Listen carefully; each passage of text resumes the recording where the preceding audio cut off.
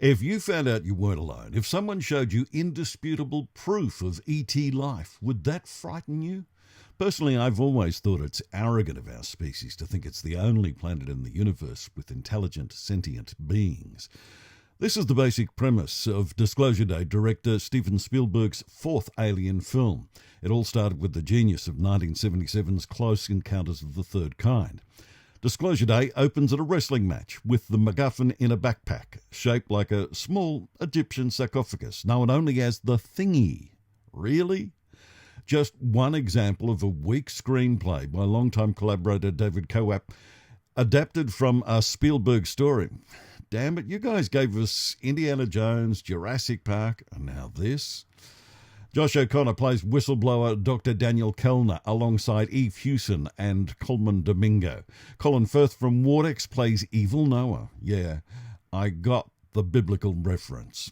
Wyatt Russell is the comic relief, but Emily Blunt puts in an Oscar-winning performance as career-driven middle-aged TV weather girl Margaret at KCXE4, whilst John Williams at 94 wrote a score that fits you like your fave dressing gown. The film's soundtrack only features The Sweet Escape by Gwen Stefani and the Disney song Someday My Prince Will Come, but only if you put them into your 1-hour photo lab. Watch out for a set piece involving a freight train and an Alfa Romeo. The big question this film raises is how will the world react to a 79-year campaign that began on July 7, 1947 to hide the truth about aliens? I'm torn because I'm such a big Spielberg fan. In some ways, Disclosure Day is a composite of everything he's been working towards in the sci-fi alien genre based on his filmography, but the sum of its parts just don't add up. At times, he treats his audience like we're crash test dummies.